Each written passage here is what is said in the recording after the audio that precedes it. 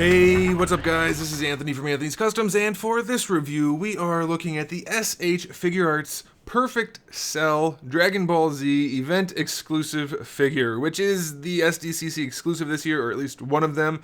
It's not an SDCC event exclusive so much this year because it's kind of going to be there and other places, but it kind of takes the place of the SDCC exclusive. For those of you that aren't familiar with what's going on, it's going to be in like, what, 7? I don't know how many different places. I think 7 different places that these figures are going to be available. We think they're all going to be available everywhere, but it's not, I don't think we know for sure. Either way, this is one of the ones that's going to be available at SDCC. Before I ramble anymore, let's just go ahead and get into the review. It's the same figure in different colors from the ones we've already seen a couple of times now. We already got the original cell forever ago, then we got the premium color version, now we have this one. Thanks to Bluefin for sending these to me so I could review them for you guys so you can decide if you want to track them down.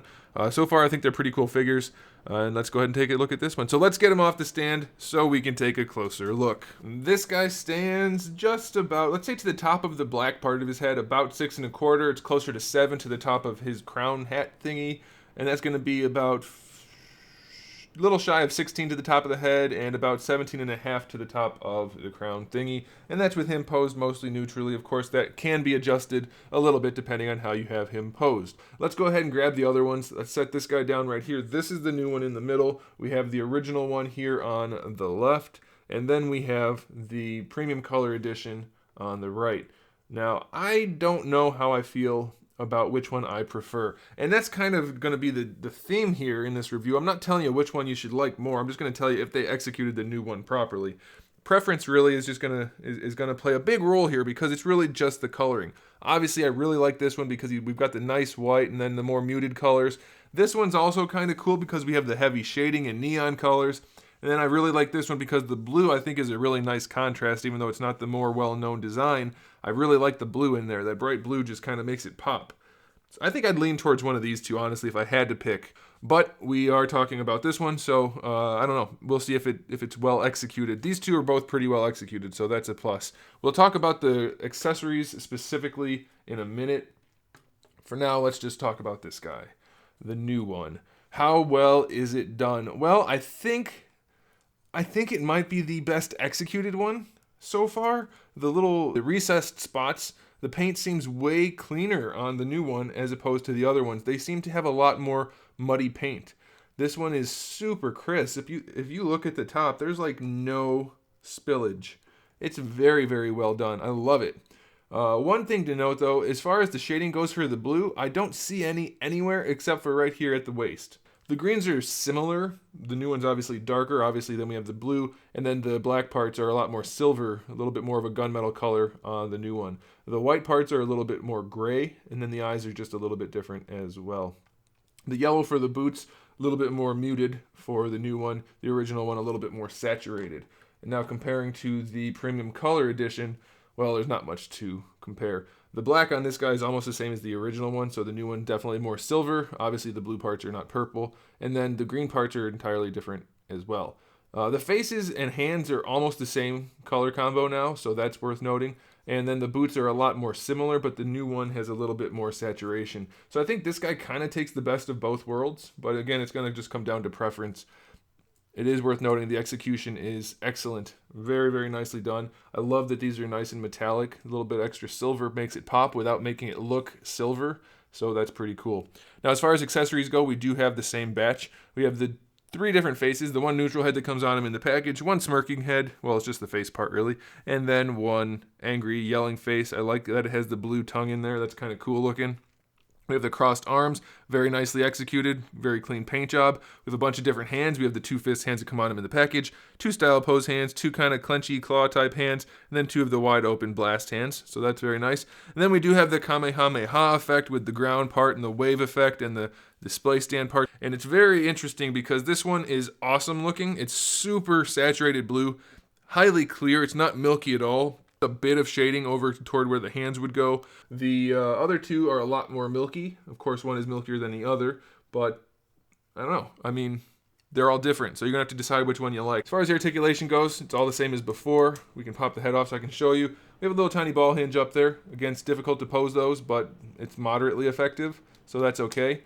If If you wanted to, you could swap the heads around. I don't know why you would want to, but people always ask me that, so I'll go ahead and say it. The neck is on a ball peg, so that helps posing a little bit too. These guys are on their own hinge connected to the arms, so they won't get in the way of posing. You do have a ball peg connecting the arm to the torso. Then you have your ball hinge.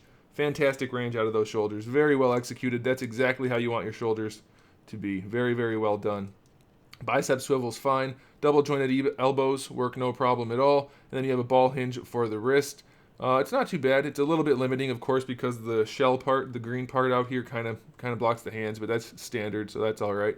The torso, I believe it's just a single ball peg in the upper torso. Could be a double. It's a little bit too small for me to grab a hold of. That's what she said, but it works nicely. It works pretty well. I mean, you get decent range out of it.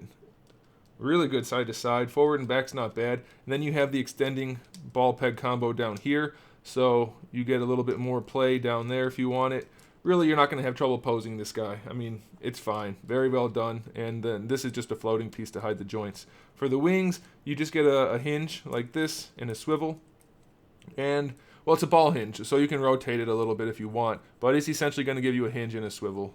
So that's pretty good. Not a ton of posability out of that, but definitely enough. I don't think you would ever need any more than that, so that's fine by me.